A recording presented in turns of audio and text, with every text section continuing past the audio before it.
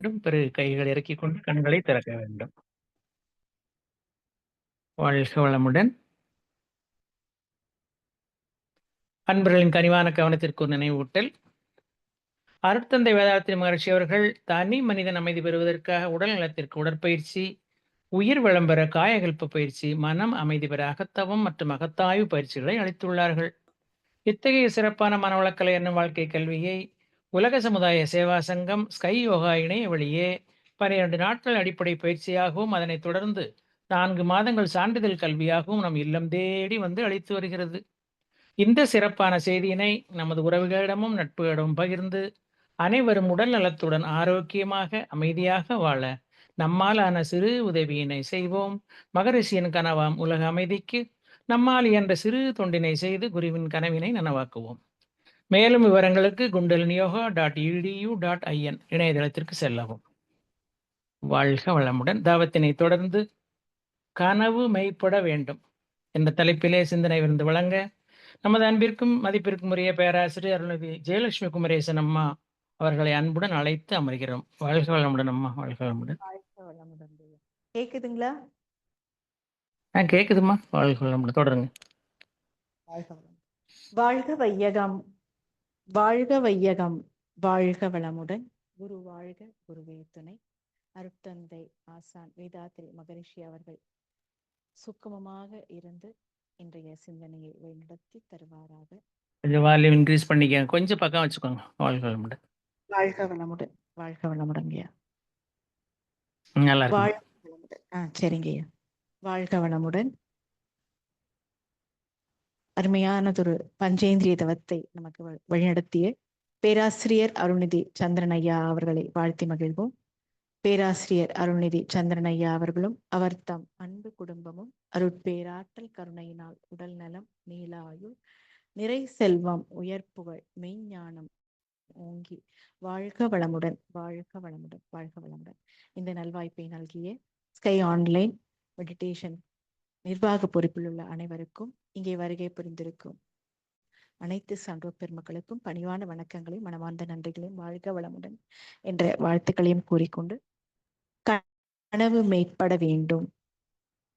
இந்த வரி எங்க நம்ம கேள்விப்பட்டிருக்கோம்? பாரதியார் சொல்லி, மனதில் உறுதி வேண்டும், வாக்கிலே இனிமை வேண்டும், நினைவு நல்லது வேண்டும், நெருங்கிய பொருள் கைப்பட வேண்டும், கனவு மெய்ப்பட வேண்டும், கைவசமாவது விரைவில் வேண்டும்,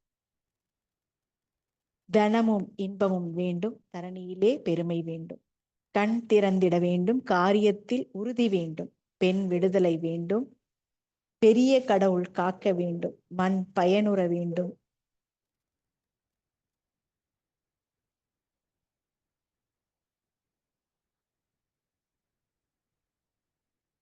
வானம் இங்கு தென்பட வேண்டும், உண்மை நின்றிட வேண்டும்.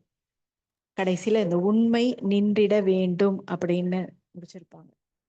கனவு மெய்ப்பட வேண்டும் அப்படின்னா, மகரிஷி சொல்ற கனவு நம்மளுடைய ஜீவகாந்த கசிவே கனவு அப்படின்னு சொல்லுவாங்க. என்ன அப்படின்னா, நம்மளுடைய உயிர்ல இருக்கக்கூடிய என்ன அலைகள் அது கசிந்து வருது, அதுதான் நினைவலைகளாக வருது அப்படின்னு சொல்லுவாங்க. அப்போ ஆனா அப்துல் கலாம் ஐயா எல்லாரும் கனவு காணுங்கள் அப்படின்னு சொல்லியிருப்பாங்க. கனவு காணுங்கள் எதுக்காக? நம்மளுடைய இலக்கை அடைய வேண்டும் அப்படின்னா கனவு கண்டால் மட்டும்தான் முடியும். ஒருத்தர் சொல்லியிருப்பாங்க, நம்மளுடைய இலக்கு அப்படிங்கிறது வானத்துக்கு போடுங்க, உங்களுக்குள்ள எல்லையை கட்டிக்காதீங்க, இங்கதான் இப்படிதான் அப்படின்னு எல்லையை கட்டிக்காதீங்க, உங்களுடைய ஏணிய வானத்துக்கு போடுங்க அப்படின்னு சொல்லுவாங்க. முன்னாள் ஜனாதிபதியாக இருந்த அப்துல் கலாம் ஐயா எண்ணிய எண்ணியாங்கு எய்துப எண்ணியர் திண்ணியராக பெறின் அப்படின்ற திருக்குறளை ஒரு உதாரணத்துக்காக சொல்லுவாங்க. என்னன்னா, நினைத்த பொருளை நினைத்தபடி அடைய முடியும், எண்ணியவர் செயல் வலிமை மிக்கவராக இருக்கும் போது அப்படிங்க. அப்போ ஒரு நம்மளுடைய மூளைக்கு விஷுவலைசேஷன் ஈஸியா புரியும். நம்ம நினைக்கிறத விட நமக்கு காட்சிப்படுத்துதல் அப்படின்னு சொல்றோம் இல்லையா, விஷுவலைசேஷன். இப்போ நம்மளுடைய இலக்கு, இப்போ ஒரு ஐஏஎஸ் அதிகாரியா ஆகணும். இப்ப மாணவர்கள் கிட்ட சொல்றது அதுதான். நீங்க ஒரு ஐஏஎஸ் அதிகாரியாக ஆகணும் அப்படின்னா, பின்னாடி உங்க பேருக்கு பின்னாடி ஐஏஎஸ் அப்படின்றது அ ஒரு அகக்காட்சியாக எழுதிக்கலாம். இல்ல விஷுவலைஸ் பண்ணிக்கலாம்.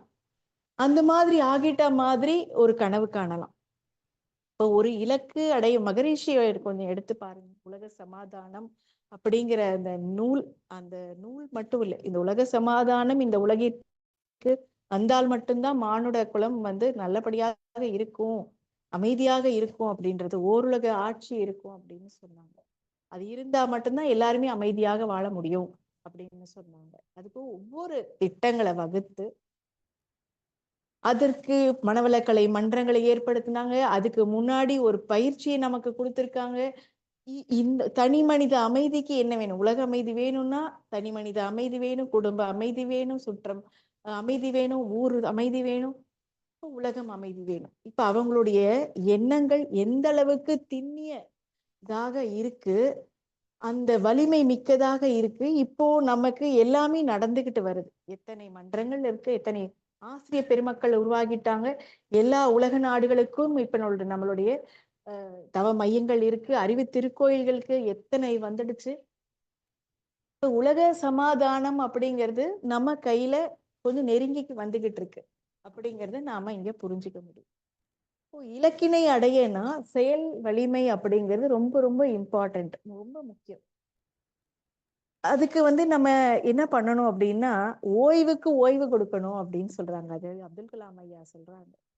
அதாவது give rest to the rest. ஓய்வு எதுக்காக ஓய்வு கொடுக்கணும்? நம்மளுடைய உழைப்பு, ஓய்வுக்கு ஓய்வு கொடுத்தா மட்டும்தான் நமக்கு உழைப்பு இருக்கும். உழைப்பு இருந்துகிட்டே இருந்தாதான் நம்ம அந்த அந்த முயற்சிக்கு உண்டான செயல் வடிவம் எடுத்து அதுக்குண்டான பிளானிங்கை கரெக்டா எக்ஸிக்யூட் பண்ணா மட்டும்தான் அது நம்ம கையில இருக்கும். அப்போ ஒரு ஓட்டப்பந்தயத்துல இறுதி சுற்று நடக்கும்போது ஒவ்வொரு போட்டியாளரும் தன்னுடைய வேகத்தை அதிகரிச்சுக்கிட்டே வருவாங்க. அந்த பிகில் படம் பார்த்திருப்பீங்கன்னு நினைக்கிறேன். இப்போ ஒவ்வொருத்தருக்கும் ஒரு கோஆர்டினேஷன் இருக்காது, ஒரு ஒத்துமை இருக்காது. அங்க கடைசியா அந்த இதுல கலந்துக்கிறவங்க. அப்ப விஜய் வந்து ஆக்டர் விஜய் வருவாங்க. அப்போ அவங்க வரும்போது அவங்கதான் கோச் அப்படின்னு தெரிஞ்ச உடனே அவங்களுக்கு யாருக்கும் பிடிக்காது. பட் நீங்க ஒவ்வொருத்தரும் ஒரு ஒத்துமையா இருந்தா மட்டும்தான் நீங்க வந்து உங்களுடைய இலக்கை ஒழுங்காக அடைய முடியும். அத ஒருத்தர் வந்து நீங்க சக்சஸ்ஃபுல்லா வரல அப்படின்னா, அதாவது கோல் அந்த போடுவாங்க, பால் போடுவாங்க. போடும்போது என்ன ஆகும்னா கரெக்டா அது விழாது, மாறி மாறி தப்பு தப்பா விழும். அப்போ ஒரு இலக்கை அடையணும் அப்படின்னா அவங்களுக்கு ஃபோக்கஸ் ரொம்ப முக்கியம்.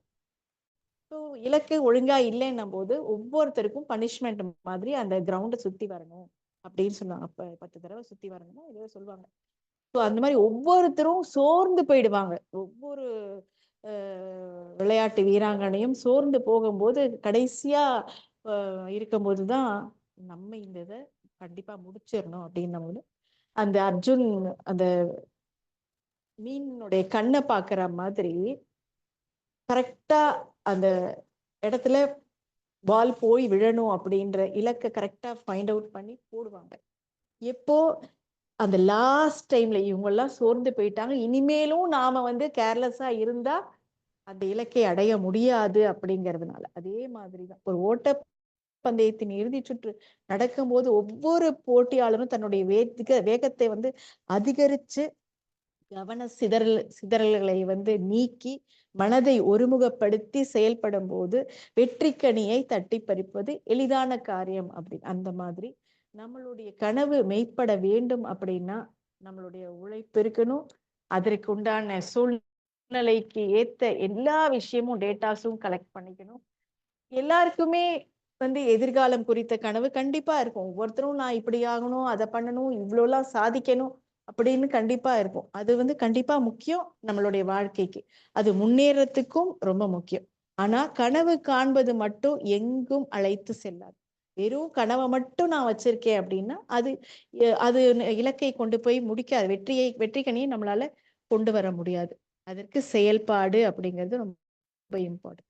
அப்ப செயல்படுவதற்கு திட்டமிடுதல், பிளானிங் அப்படிங்கிறது கண்டிப்பா வேணும். அப்ப அடுத்து என்ன நடக்கக்கூடும் அப்படின்ற அந்த ரிசல்ட் ஓரியன்டா அவங்களுடைய எக்ஸ்பெக்டேஷன், எதிர்பார்ப்பு, அவங்களுடைய தாட் ப்ராசஸ், சிந்தனை, செயல்பட தேவையான உண்மை, நேர்மை, படிப்பு, அறிவு, பொருள், நிதி, இது தொடர்புகளை உருவாக்குதல். அதுக்குண்டான என்ன மாதிரியான ஒவ்வொருத்தருடைய தொடர்பு எப்படி இருக்கணும் அப்படின்றது, தொடர்புகளை உருவாக்குதல், கான்டாக்ட்ஸ் தேவை. அதுக்கு அது மாதிரி பல்வேறு அம்சங்களை பற்றிய தெளிவான வலுவான புரிதல் கண்டிப்பாக இருக்கணும். அப்ப இதில் பல அம்சங்கள் புதுப்பிக்கவும் நிரப்பிக் கொள்வதும் ரொம்ப இம்பார்ட்டன்ட். அதாவது நம்மளுடைய நாலேஜ், அறிவை வந்து அப்டேட் பண்ணிக்கணும். இன்னைக்கு ஏஐ வந்து எப்படி நம்ம அப்டேட் பண்ணிக்கணும் அப்படிங்கிற ஒரு கட்டாயத்துக்கு வந்திருக்கிறோமோ, சில பேருக்கு அலைபேசியே மொபைலே வந்து யூஸ் பண்றதுக்கு தெரியாது. அப்போ நம்மளுக்கு இன்னைக்கு கல்வி எந்த அளவுக்கு முக்கியம், ஸோ அது நாலேஜ், அந்த டெக்னாலஜியை எந்த அளவுக்கு நாம பயன்படுத்தணுங்கிற அறிவு எந்த அளவுக்கு முக்கியம். அப்போ நம்மளுடைய அறிவை வந்து அப்டேட் பண்ணிக்கணும் அப்படிங்கிறது ரொம்ப இம்பார்ட்டன்ட். இப்ப இதை அடைய தக்க வைத்துக் கொள்ள பொறுமை, இது எல்லாம் நமக்கு வந்தாலும் இது இது நமக்கு வந்து இப்ப விதை போட்ட அன்னைக்கே நமக்கு பழம் கிடைச்சிருமானா கிடைக்காது. அதுக்குரிய கால நேரத்தை நாம வெயிட் பண்ணி தான் ஆகணும். அப்போ அதை அடைய தக்க வைத்துக் கொள்வதற்கேற்ற பொறுமையும் நிதானமும் தன்னம்பிக்கையும் பிடிவாதம் கலக்காத முயற்சியும் கட்டாயம் இருக்கணும் அப்படின்னு சொல்றாங்க. இப்போ ஒரு கனவு மெய்ப்படுவதற்கு, நம்மளுடைய இலக்கை அடைவதற்கு ஒரு நேர்மறையான சிந்தனை, அணுகுமுறை, சுய உந்துகோல், அதாவது செல்ஃப் மோட்டிவேஷன், நம்மளால முடியும் முடியும் முடியும் முடியும் நம்மள நாமே புஷ் பண்ணிக்கணும். அப்பதான் அந்த பின்னடைவு, எனக்கு உடம்புக்கு நல்லா இல்லையோ இல்லை ஏதோ ஒரு காரணத்தினால நமக்கு ஒரு தொய்வு வருதுன்னா பின்னாடி நமக்கு இழுக்குது அப்படின்னா அது முன்னாடி போகிறதுக்குன்றதையும் பாசிட்டிவா நாம நினைச்சிட்டு செல்ஃப் மோட்டிவேஷன் நம்ம வந்து முன்னாடி போகணும். பின்னடைவு ஏற்பட்டால் தளர்ந்து போகக்கூடாது. பிரச்சனைகள் வந்து எதிர்கொள்ளக்கூடிய மனத்திணிவும் தைரியமும் கண்டிப்பா இருக்கு. தீர்வுகளை கடந்து இந்த மாதிரி பின்னடைவு ஏற்படும் போது, பிரச்சனைகளை எதிர்கொள்ளும் போது, தீர்வுகள் வரும்போது கடந்து செல்லும் மனோசக்தியும் நமக்கு தேவை. அதே சமயத்துல இதை கடந்து நம்மளால சாதிக்க முடியுங்கிற மனோதைரியமும் தன்னம்பிக்கையும் கண்டிப்பா இருக்கும். இப்ப பிறருடன் சேர்ந்து செயல்பட தேவையான குணங்கள், பிளெக்சிபிலிட்டி, வளைந்து கொடுக்கும் தன்மை. அதாவது மகரிஷி சொல்லுவாங்க, இரண்டொழுக்க பண்பாடு தான் எல்லாத்துக்குமே பொருத்தமா இருக்கும். இருந்தாலும் அறநெறி, ஒழுக்கம், கடமை, ஈகை, இந்த மூணுமே ஒன்றினால் ஒன்று கெடாமலும் இருக்கணும். இப்போ நம்ம வந்து வேலை அப்படின்னும் போது குடும்பத்தை கவனிக்காம விடுறதோ, இல்ல குடும்பம்னு வரும்போது வேலையை கவனிக்காம விடுறதோ அப்படி இருக்கக்கூடாது. இப்ப இதெல்லாம் கவனிச்சு நம்ம உடம்ப கவனிக்காம விட்டா என்ன பண்றது? அப்போ நம்ம எந்த அளவுக்கு இம்பார்ட்டன்ட், நம்மளுடைய ஹெல்த், நம்மளுடைய மைண்ட் செட், இதெல்லாம் எவ்வளவு இம்பார்ட்டன்ட் அப்படிங்கிறது நாம தெரிஞ்சுக்கணும். சீரான உழைப்பு, வாய்ப்புகளை பயன்படுத்திக் கொள்ளும் அறிவு, எல்லா கடவுள் வந்து நமக்கு தேவையான நம்மளுடைய தேடல் எப்படி, நான் இதை சாதிக்கணும்னா அதை நோக்கியே பயணம் பண்ணணும். எப்படி கடிவாளம் போட்ட குதிரை வந்து நேரா அது எப்படி போகுமோ அப்படிதான் போகும். அந்த மாதிரி நம்ம போக்கஸ்டா ஒரு விஷயத்த அட் அ டைம் போக்கஸ்டா நம்ம செஞ்சு முடிக்கணும். இதை இன்னைக்கு நான் முடிச்சே தீருவேன் அப்படின்றத, இன்னைக்கு ஹோம்ஒர்க் இது இன்னைக்கு இருக்குன்னா இதை பெண்டிங் வைக்க கூடாது, இதை இப்பவே செஞ்சு முடிக்கணும் அப்படின்ற அந்த போக்கஸ் இருக்கணும். அப்போ சவால்களை எதிர்கொள்ளணும்.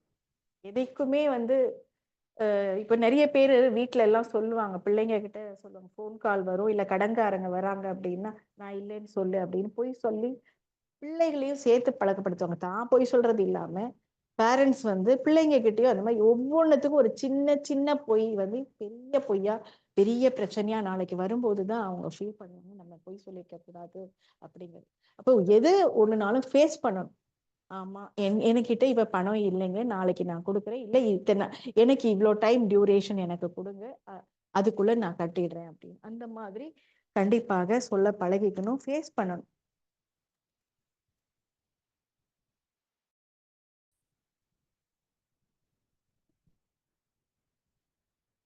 ஒவ்வொருத்தருக்குமே அந்த இலக்கு அடையறதுக்கு உண்டான ஆசை இருக்கும். அப்போ ஒருவருக்கு பல பொருட்கள், இதை வாங்கணும் அதை வாங்கணும் அதை அப்படின்னு எல்லாருமே இந்த ஆசையை சீரமைத்தல நமக்கு எல்லாமே தெரியும்.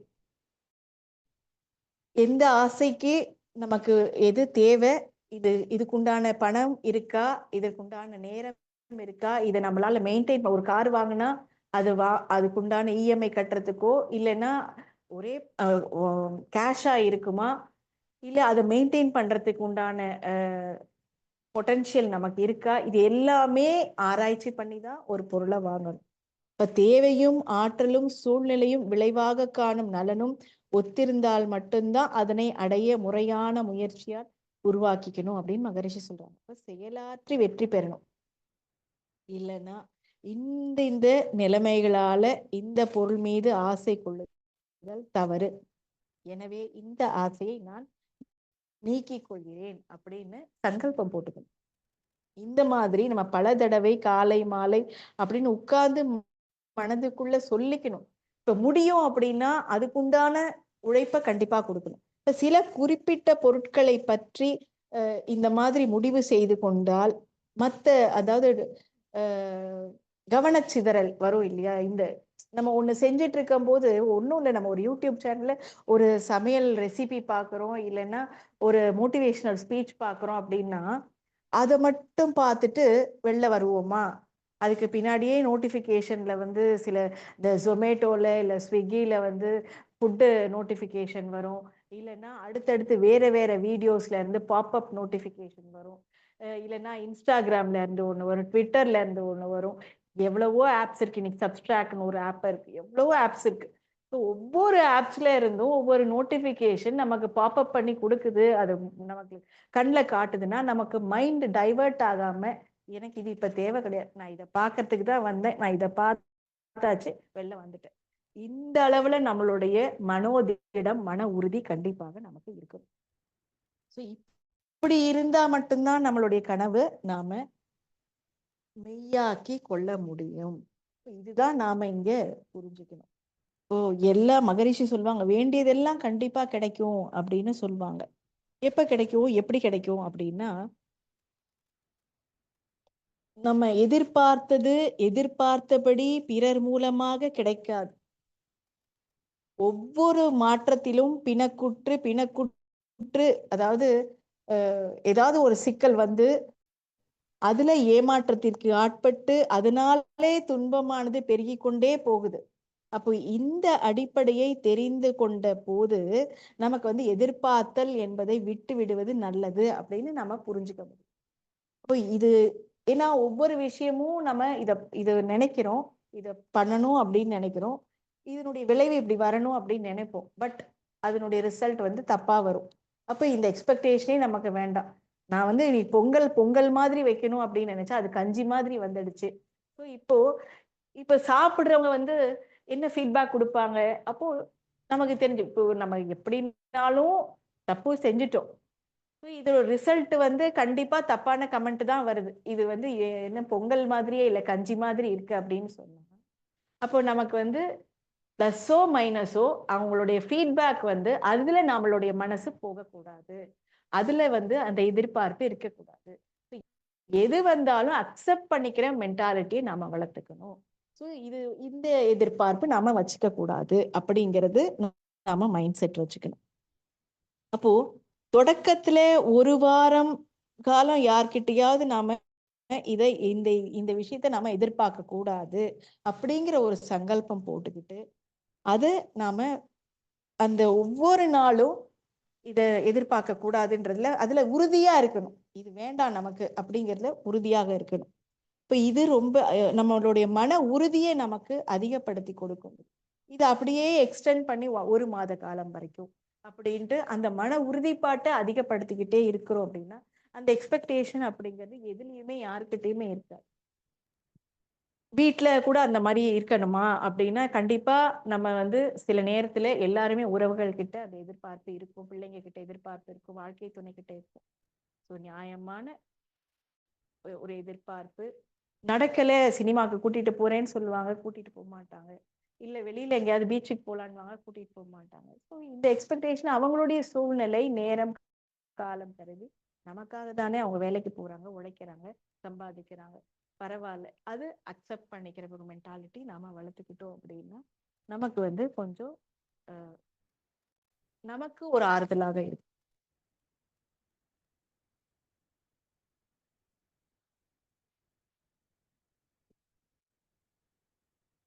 எந்த எல்லாத்துக்குமே ஒரு விளைவு கண்டிப்பா உண்டு. எதிர்பார்த்தாலும் எதிர்பார்க்காவிட்டாலும் நம்ம என்ன செயல் செய்யறோமோ அந்த செயலுக்கு தக்க விளைவு வந்துதான் ஆகும். சுரைக்காய் விதைய போட்டா சுரக்காய் தான் வரும். அந்த மாதிரி ஒவ்வொன்றும் விதைய போட்டா ஆலமரம் தான் வரும். மாங்கொட்டைய போட்டா மாமரம் தான் வரும். இதை போட்டுட்டு விதைய போட்டு மாமரத்தை எதிர்பார்க்க முடியுமா? நான் வராது. எல்லாமே தீதும் நன்றும் பிறர் தர வரும். நம்மளுடைய ஆழ் மனசுல நம்ம என்னெல்லாம் உயிர்ல பதிஞ்சிருக்கோ அந்த எண்ணங்கள் அலை அலையாக வந்துகிட்டே தான் இருக்கும். ஆனா ஒரு நேரத்துல நம்மளுடைய ஃப்ரீக்குவன்சிய சேனலைஸ் பண்ணி ஃபைன் டியூன் பண்ணி வச்சுட்டோம்னா அப்ப அந்த ஆல்பா மைண்ட்லயே இருக்கிறதுக்கு பழகிட்டோம்னா அயரா விழிப்புணர்வு கண்டிப்பாக இருக்கும். அப்போ இப்ப சயின்டிஸ்ட்லாம் ரிசர்ச் பண்றாங்க, இப்ப யோகிகள்லாம் நல்ல தவம் செய்யறோம், தற்சோதனை பண்றோம்னா கண்டிப்பா அந்த ஃப்ரீக்வன்சி நமக்கு எப்படி ஃப்ரீக்வன்சி பேலன்சிங்கா இருக்குன்னு தெரிஞ்சுக்கலாம்னா நம்ம வீட்டுல குடும்ப அமைதி இருக்கா, நான் அமைதியா இருக்கேனா, என்னுடைய மென்டல் பீஸ் நல்லா இருக்கா, என்னுடைய ஆரோக்கியம் நல்லா இருக்கா, குடும்பத்துல அமைதி காக்க முடியுதா, யார் கோபப்பட்டாலும் அதுக்கு எதிர்பேச்சு பேசாம இல்ல அது அந்த கோபத்தை அடக்கி வச்சுக்காம நான் நிதானமா அந்த சூழ்நிலையை எதிர்கொள்றேன்னா இதெல்லாம் நமக்கு புரிஞ்சுக்க முடியும். இதுதான் நம்மளுடைய மென்டல் பீஸ், மென்டல் பேலன்ஸ், நம்ம லைஃப் பேலன்ஸ் தான் நம்மளுடைய யோகா செய்யறதே. ஸோ மனவளக்கலை யோகால எல்லாமே கொடுத்துருக்காங்க, மகரிஷி பேக்கடா கொடுத்துருக்காங்க. அப்போ நம்மளுடைய ஆல்பா மைண்ட்ல நம்ம டெய்லி பிள்ளைங்களை வாழ்த்துறதும் சரி, வேலைக்கு போகிறதும், ஒரு ஆபீஸ்க்கு போனா ஒவ்வொருத்தரும் ஆபீஸ் ஸ்ட்ரெஸ் இருக்கு அப்படின்னா போகும்போதே அருட்காப்பு போட்டுருங்க. ஒரு ஆபீஸ்க்கு போறதுக்கு முன்னாடியே ஆபீஸ்க்கு உங்க லேப்டாப்புக்கு சுத்தி உள்ள சூழ்நிலைக்கு ஒரு அருட்காப்பு போட்டுட்டு நமக்கும் ஒரு அருட்காப்பு போட்டுட்டு இன்னைக்கு வேலையை சீக்கிரமா நல்லபடியா திறன்பட முடிச்சு சீக்கிரமா முடிச்சிருவேன் அப்படின்ற ஒரு சங்கல்பத்தோட நம்ம போனோம் அப்படின்னா கண்டிப்பாக அதை முடிக்க முடியும். பயிற்சி செய்யறவங்க 10 மணி நேரம் செய்யக்கூடிய வேலையை 8 மணி நேரத்துல செஞ்சிட முடியும். 8 மணி நேரத்துல செய்யக்கூடிய வேலையை 6 மணி நேரத்துல செஞ்சிட முடியும். எப்படியுமே ஒரு அந்த அளவுக்கு நுண்ணறிவு திறன் வரும். அதே மாதிரி ஆல்பா லெவல்ல இருந்து ஒவ்வொன்றத்தையும் நம்ம வாழ்த்த இப்ப எனக்கு இப்படிதான் வீடு வேணும், எனக்கு சுத்தி தோட்டம் வேணும், நல்ல வெளிச்சமா வேணும், நல்ல வாஸ்துப்படி கட்டியிருக்கணும், இப்படிலாம் நம்ம நினைக்கிறோம், கனவு நினைக்கிறோம் அப்படின்னா அதையும் நம்மளால உருவாக்க முடியும். இது அதற்குண்டான செயல்பாட்டுல ஒரு லேண்டை வாங்கணுமா இல்ல அதுக்குண்டான நம்ம பண வரவு, பண சேமிப்பு இதெல்லாம் நம்ம ஒரு பக்கம் செஞ்சுக்கிட்டே இருக்கணும். இல்லையா கட்டின வீடை வாங்கி அதை ஆல்ட்ரேஷன் பண்ணி நம்ம செஞ்சுக்கணும். அதற்குண்டான தகுதியே எல்லாத்தையும் நாம வளர்த்துக்கணும்.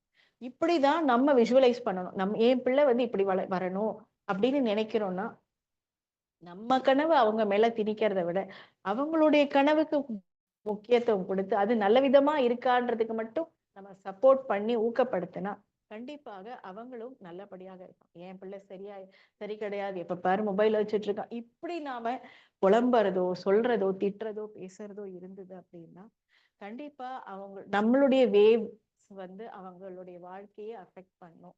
இதை நாம புரிஞ்சுக்கணும். வீட்டுல குழந்தைங்க முன்னாடி பேரண்ட்ஸ் பேசிக்கிறது, திட்டுறது இதெல்லாம் அவ்வளோ நல்லது கிடையாது. ஸோ அந்த அளவுக்கு நம்ம குழந்தைங்க கிட்ட பாசிட்டிவான ரிசல்ட் வேணும் அப்படின்னா நமக்கு என்ன வேணுமோ அதை மட்டும்தான் நம்ம நினைக்கணும்.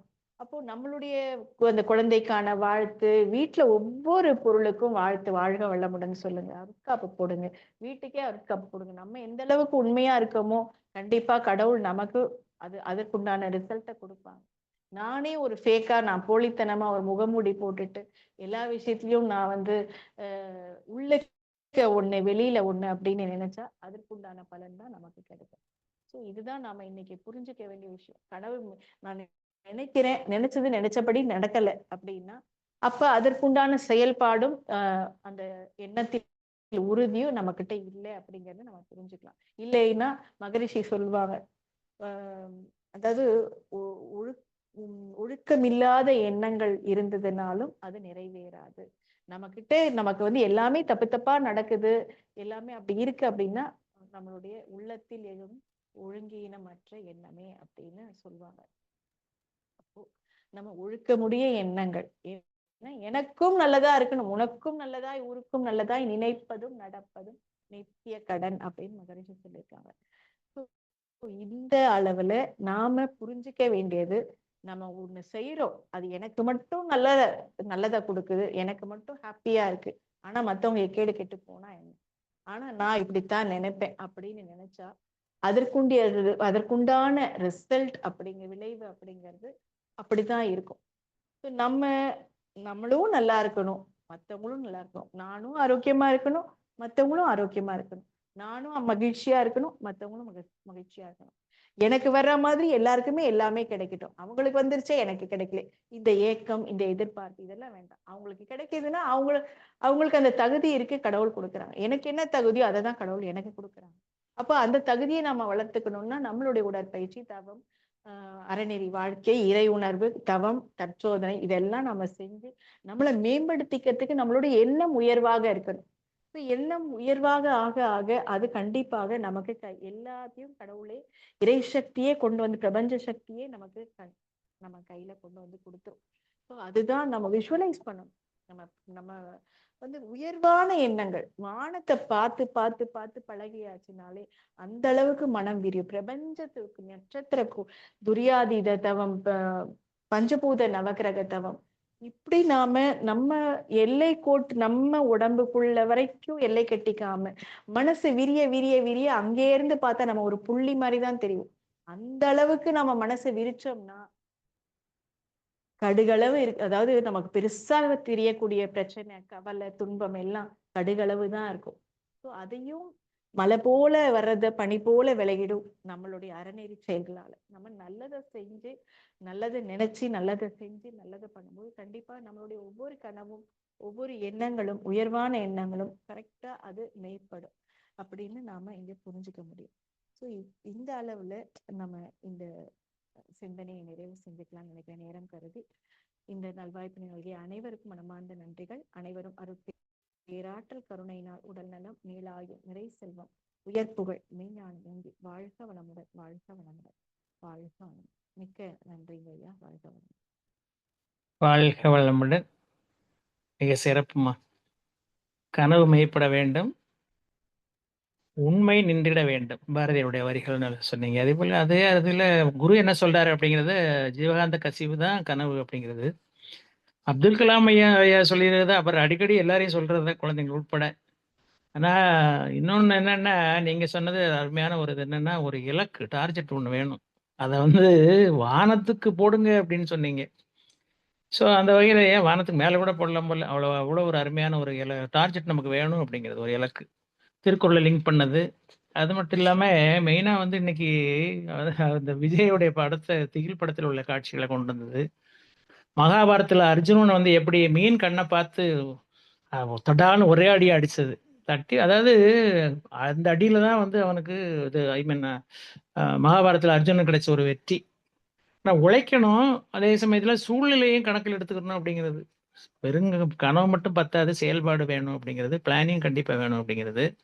அதுபோல் முயற்சி வேணும் அப்படின்னா அதில் பிடிவாதம் கலக்காத முயற்சி வேணும் அப்படின்னீங்க. அது மட்டும் இல்லாமல் செல்ஃப் மோட்டிவேஷன் கண்டிப்பாக தேவை. ஃப்ளெக்சிபிலிட்டி எல்லார்ட்டையும் வளைஞ்சு கொடுக்கணும் அப்படிங்கிறது. ஒரு இலக்கை அடையிறதுக்கு ஆசைப்படவும் செய்யணுங்கிறதையும் மகரிஷியனுடைய கருத்துக்களை எங்களை கொண்டு வந்தீங்க. அதுக்கு மனோதிடம் வேணும், மெயினாக எதிர்பார்த்தல் வேண்டாம் அப்படிங்கிறது. ஃபைனலாக ஒரு இது என்ன சொன்னீங்கன்னா, எண்ணத்தில் உறுதி இருந்தால் கண்டிப்பாக கனவு மெய்ப்படும் அப்படிங்கிறது. அதுதான் ஒரு இன்னைக்குள்ள ஹைலைட். அது வாழ்க வளமுடன். மிக்க நன்றிகள் அம்மா. வாழ்க வளமுடன்.